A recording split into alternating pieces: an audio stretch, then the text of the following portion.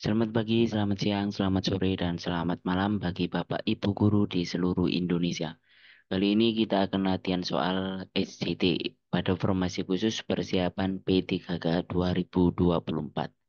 Jadi saya doakan bagi Bapak Ibu guru yang belum diangkat P3K pada tahun-tahun sebelumnya, tahun ini akan diangkat menjadi P3K 2024. Doa terbaik dari saya untuk kalian semua. Oke, langsung saja mari kita gibah soal.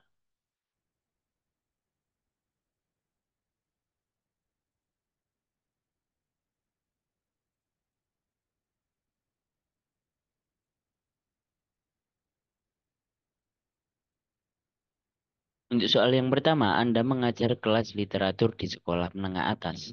Saat membahas sebuah novel klasik, terjadi perdebatan panas di antara siswa mengenai interpretasi karakter utama. Beberapa siswa merasa bahwa karakter tersebut adalah pahlawan, sementara yang lain berpendapat bahwa dia adalah penjahat. Bagaimana Anda menavigasikan diskusi mengenai hal ini? A. Menyarankan siswa untuk membuat kelompok berdasarkan pandangan mereka dan membahas argumen masing-masing kelompok. B. Menghentikan perdebatan dan memberikan interpretasi karakter berdasarkan pandangan pribadi Anda sebagai guru. C. Mendorong siswa untuk mencari bukti tekstual yang mendukung pandangan mereka dan mengadakan debat formal di kelas. Atau D. Meminta siswa untuk menulis isi tentang pandangan mereka yang kemudian dibahas dalam sesi kelompok kecil. Mana yang benar, yang poinnya memiliki poin yang paling tinggi. Oke, langsung saja kita bahas satu persatu pilihan jawabannya. Untuk pilihan A, menyarankan siswa untuk membuat kelompok berdasarkan pandangan mereka dan membahas argumen masing-masing kelompok. Pendekatan ini memungkinkan diskusi kelompok dan keterlibatan siswa, tapi tidak sepenuhnya mendorong analisis mendalam dan menemukan bukti yang tekstual berdasarkan pendapat mereka masing-masing. Jadi di poin A ini, di jawaban A ini poinnya hanya dua ya, karena di sini eh, mendorong sikap analisis dan berpikir kritis pada siswa itu tidak ada. Jadi pada jawaban A ini hanya memiliki poin dua. Untuk jawaban yang B, menghentikan perdebatan dan memberikan interpretasi karakter berdasarkan pandangan pribadi Anda sebagai guru. Ini malah poinnya hanya satu ya. Karena ini mengabaikan siswa dalam berpikir kritis dan membatasi proses diskusi mereka. Jadi keterlibatan siswa tidak ada di sini. Oke, lanjut untuk pilihan yang C, mendorong siswa untuk mencari bukti tekstual yang mendukung pandangan mereka dan mengadakan debat formal di kelas. Ini poinnya besar ya, paling 4, poin 4. Dan ini jawabannya. Kenapa begitu? Karena pendekatan ini mengembangkan keterampilan analisis kritis siswa, kemudian cara berpikir logis dan berbasis bukti. Jadi ketika siswa-siswa memiliki pendapat, perlu diajarkan bahwa pendapat yang dikeluarkan itu harus mempunyai dasar atau bukti. Jadi di sini siswa didorong untuk mencari bukti tekstual dulu sesuai dengan pendapatnya masing-masing, kemudian diadakan debat formal di kelas. Ini menarik untuk diadakan debat formal di kelas ya, karena keterlibatan siswa sangat besar di sini. Seperti itu. Untuk yang pilihan D juga bagus, mendapatkan poin 3 karena meminta siswa untuk menulis isi tentang pandangan mereka yang kemudian dibahas dalam sesi kelompok kecil. Penggabungan analisis individu dan diskusi kelompok. Ya ini, tapi debat formal memberikan dinamika diskusi yang lebih kaya. Jadi poin D dan poin D ini kalah dengan poin C karena di poin C itu siswa didorong untuk mencari bukti tekstual dulu. Kemudian diargumentasikan lewat debat formal di kelas. Di poin D hanya dapat 3 poin seperti itu. Oke, kita ke pertanyaan selanjutnya. Sebelum ke pertanyaan selanjutnya, Saya ingin memberikan sebuah pengalaman kalau misal soal SJT ini pasti Bapak dan Ibu guru sangat berpengalaman dan mudah untuk mengerjakannya. Tetapi yang dipermasalahkan adalah waktu menjawab. Jadi setiap soal ini nanti dihitung berapa detikkah untuk menjawab soal dan membacanya. Jadi perkiraan hanya 52 detik. Jadi Bapak Ibu guru silakan menjawab satu soal itu dalam waktu 52 detik. Ya, karena itu sangat menentukan. Walaupun soalnya mudah, tetapi tidak bisa memanage waktu dengan baik. Nah, ya nanti akan kesulitan ya. Jadi soal ini pasti Bapak Ibu guru itu sangat berpengalaman untuk menjawabnya. Tetapi saya tekankan lagi latihan menjawab sesuai dengan waktu yang diberikan itu sangat perlu seperti itu. Jadi lihat nanti kalau peraturan yang baru sudah keluar untuk P3K 2024, silakan dikalkulasi kalau misal satu soal itu mendapatkan jatah waktu berapa detik atau menit. Seperti itu. Oke, kita ke soal yang kedua. Anda mengajar kelas sains dan baru saja menyelesaikan eksperimen tentang fotosintesis. Beberapa siswa menunjukkan hasil yang berbeda dari yang diharapkan dan mereka mulai mempertanyakan validitas eksperimen. Bagaimana Anda menangani situasi ini? A. Meminta siswa untuk mengulang eksperimen dengan lebih hati-hati untuk memastikan hasil yang akurat. B. Mengajak siswa untuk menganalisis faktor-faktor yang mungkin mempengaruhi hasil eksperimen dan merancang eksperimen ulang yang mengendalikan variabel tersebut. C. Menjelaskan kepada siswa bahwa hasil eksperimen mungkin berbeda karena kesalahan prosedur dan melanjutkannya dengan materi berikutnya. Pilihan D menunjukkan data eksperimen dari sumber terpercaya untuk memastikan bahwa hasil eksperimen yang berbeda adalah kesalahan. Oke, yang mana jawabannya kira-kira? Kita bahas satu persatu. Untuk pilihan A ini mendapatkan poin 3, meminta siswa untuk mengulang eksperimen dengan lebih hati-hati untuk memastikan hasil yang akurat. Ini baik ya, tetapi kurang mendorong analisis mendalam terhadap faktor yang mempengaruhi hasil. Jadi ini maksudnya ketika eksperimen pertama kurang berhasil, ya tidak berhasil, itu perlu adanya evaluasi dulu. Jadi tidak langsung melangsungkan eksperimen yang kedua. Jadi perlu analisis dan evaluasi dulu terhadap eksperimen yang pertama seperti itu. Kurangnya hanya di situ saja yang pilihan A ini. Untuk pilihan yang B, ya ini baru poinnya 4. Mengajak siswa untuk menganalisis faktor-faktor yang mungkin mempengaruhi hasil eksperimen dan merancang eksperimen ulang yang mengendalikan variabel tersebut. Jadi ketika eksperimen pertama gagal atau tidak berhasil, jelas kita perlu menganalisis dan mengevaluasi kenapa eksperimen tersebut gagal atau tidak berhasil dan mencari tahu faktor-faktor apa yang menyebabkan eksperimen itu tidak berhasil.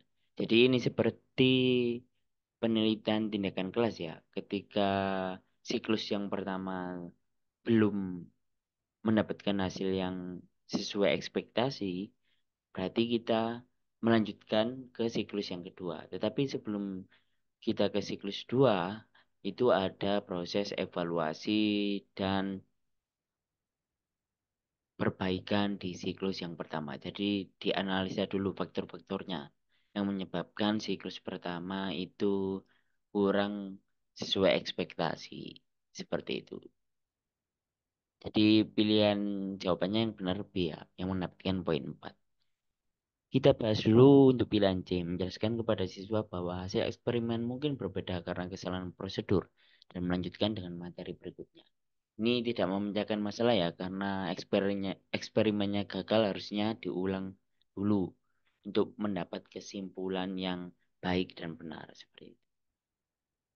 Untuk yang pilihan D menunjukkan data eksperimen dari sumber terpercaya untuk memastikan bahwa hasil eksperimen yang beda adalah kesalahan.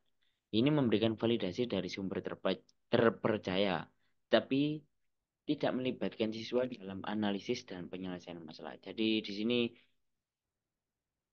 keterlibatan siswanya yang perlu diperhatikan. Jadi yang pilihan D ini hanya poin 2 karena langsung kita memberikan satu misalnya sumber, kemudian menjelaskan sumber itu tanpa keterlibatan siswa untuk menganalisis dan menyelesaikan masalah itu sendiri. Seperti itu. Oke, pertanyaan selanjutnya. Di kelas matematika, Anda menghadapi situasi di mana sebagian besar siswa kesulitan memahami konsep yang baru yang rumit. Beberapa siswa bahkan mulai frustasi dan kehilangan motivasi. Apa yang Anda lakukan untuk mengatasi masalah ini? A. Mengulang kembali konsep dengan cara yang sama untuk memastikan siswa mengerti. B. Membagi kelas menjadi kelompok kecil berdasarkan tingkat pemahaman mereka dan memberikan penjelasan yang lebih terarah. C. Menggunakan pendekatan berbeda seperti visualisasi atau analogi untuk menjelaskan konsep tersebut. D. Mengadakan kuis cepat untuk menilai pemahaman siswa dan memberikan umpan balik segera. Jadi kita belajar soalnya lagi ya, karena ada kata kunci di sini. Di kelas matematika, Anda menghadapi situasi di mana sebagian besar siswa kesulitan memahami konsep baru yang rumit. Ini sebagian besar ya. Kalau ada kata-kata sebagian besar, berarti yang tidak paham itu lebih dari 50% dari jumlah siswa di kelas tersebut. Jadi kira-kira apa yang menyebabkan kok bisa lebih dari 50% siswa tidak paham? Kira-kira apa penyebabnya? Kita bahas satu persatu jawabannya. Itu pilihan A mengulang kembali konsep dengan cara yang sama untuk memastikan siswa mengerti. Pokoknya hanya satu ya, karena konsep yang tadi itu tidak dimengerti oleh siswa. Ini dilanjutkan lagi, berarti ini cara yang tidak baik. Seperti itu. Pilihan B membagi kelas menjadi kelompok kecil berdasarkan tingkat pemahaman mereka dan memberikan penjelasan yang lebih terarah. Ini baik ya, tetapi untuk yang B ini kurang efektif ya, karena yang tidak paham itu sebagian besar, lebih dari 50% siswa. Kalau misalnya hanya 20%, 30% siswa yang tidak paham, baru cara B ini efektif seperti itu. Yang C, menggunakan pendekatan berbeda seperti visualisasi atau analogi untuk menyelesaikan konsep tersebut. Nah, ini pilihan C mendapatkan poin 4 karena tadi itu sebagian besar siswa kemungkinan besar yang tidak sesuai atau yang kurang pas dengan materi tersebut itu cara pendekatan mengajar kita sebagai guru. Jadi yang perlu dirubah itu pendekatan belajarnya. Ya, mungkin ditambahi visualisasi atau analogi untuk menerangkan konsep tersebut. Jadi kalau misalnya lebih dari 50% tidak paham akan apa yang kita jelaskan, maka pendekatan yang harus dimodifikasi. Seperti itu. Untuk pilihan D, mengadakan kuis cepat untuk menilai pemahaman siswa dan memberikan umpan balik segera. Nah, umpan balik ini sangat penting ya, sangat berguna, tapi tidak menyelesaikan masalah pemahaman konsep yang rumit. Jadi, umpan balik ini berguna, tetapi permasalahannya itu siswa tidak paham. Nah, maka ketidakpahaman atau ketidakmengertian siswa tentang konsep yang kita ajarkan ini perlu diselesaikan terlebih dahulu, sebelum memberikan umpan balik. Seperti itu. Oke, jadi jawabannya yang C ya. Menggunakan pendekatan berbeda seperti visualisasi atau analogi untuk menyelesaikan konsep tersebut. Oke, kita lanjut soal yang selanjutnya. Anda mengamati bahwa seorang siswa yang biasanya berprestasi baik di kelas mulai menunjukkan penurunan kinerja dan sering terlihat tidak bersemangat. Setelah berbicara dengan siswa, Anda mengetahui bahwa dia menghadapi masalah pribadi yang signifikan. Ini ya, masalah pribadi yang signifikan itu bisa menjadi kata kuncinya. Bagaimana Anda mendukung siswa ini? Pilihan A, memberikan tugas tambahan untuk mengalihkan perhatiannya dari masalah pribadi. Pilihan B, memberikan kelonggaran dalam penilaian tugas. Dan ujian sementara siswa tersebut menghadapi masalahnya. Jadi yang pilihan B ini melonggarkan tugas ya. Dan memberikan nilai tugas itu, penilaian tugasnya itu dilonggarkan. Seperti itu. Jadi dia bisa fokus ke masalah pribadinya. Untuk yang pilihan C mengatur pertemuan dengan konselor sekolah untuk memberikan dukungan yang lebih profesional. D mengajak siswa untuk tetap fokus pada pelajaran dan menjelaskan pentingnya pendidikan untuk masa depannya. Kira-kira mana yang baik dan tepat dan memiliki poin yang paling tinggi, poin 4.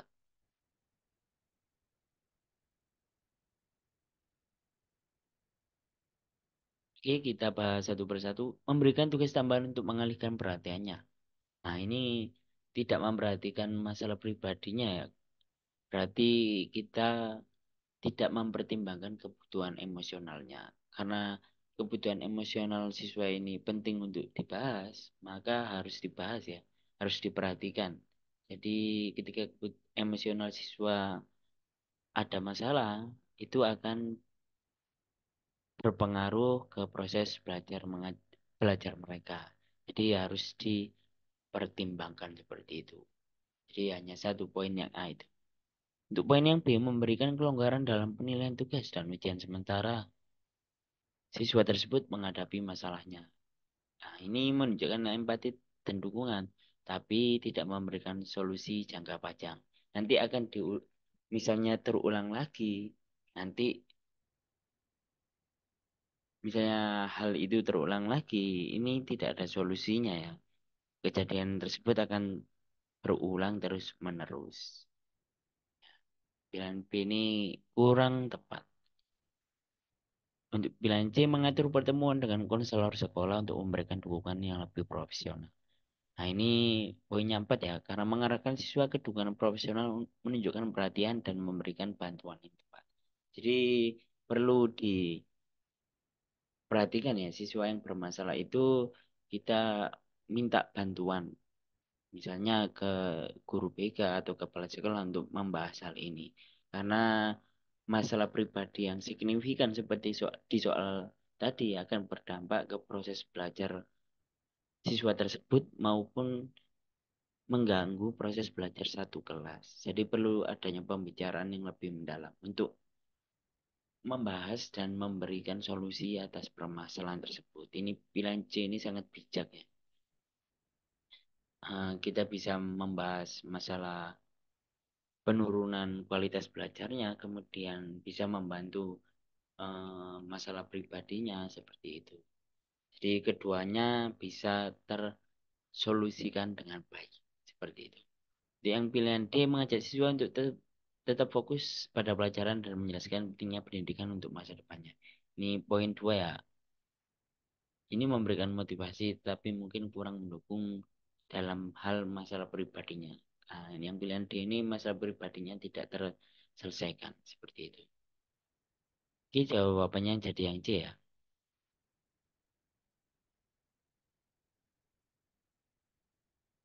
Oke, pertanyaan selanjutnya, Anda mengajar kelas teknologi informasi dan memperkenalkan proyek besar yang melibatkan pemrograman.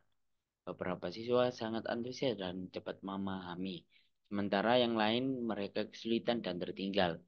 Bagaimana Anda memastikan bahwa semua siswa dapat menyelesaikan proyek dengan baik? A. Membagi proyek menjadi bagian-bagian kecil dan memberikan panduan langkah demi langkah. B. Membentuk kelompok dengan anggota yang memiliki kemampuan yang beda-beda untuk saling membantu. C. Memberikan lebih banyak waktu kepada siswa yang kesulitan untuk menyelesaikan proyek mereka. Atau D. Mengadakan sesi tambahan di luar jam pelajaran bagi siswa yang kesulitan untuk mengejar ketertinggalan. Nah, untuk soal ini, kira-kira jawabannya yang mana? Poinnya yang paling besar yang mana? Nah, silakan Bapak dan Ibu guru jawab. Tulis jawabannya di dalam kolom komentar. Jadi kira-kira yang mendapatkan poin 4 apa? Poin 3 yang mana? Kemudian poin 2 dan poin 1 yang mana? Sertakan alasannya. Mengapa misalnya pilihan B ini mendapatkan poin 4? Nah, silakan berikan alasannya. Seperti itu. Oke, sekian dulu kita latihan soalnya. Jadi dikit demi sedikit kita membahas soal. Semoga soal-soal ini bermanfaat bagi tes yang akan diikuti Bapak Ibu guru pada penerimaan P3K tahun 2024. Sekali lagi saya doakan Bapak Ibu guru yang telah mengabdi berpuluh-puluh tahun itu akan diangkat menjadi P3K tahun ini. Seperti itu. Oke, doa terbaik dari saya untuk kalian semua. Sekian, selamat pagi, selamat siang, sore, dan malam.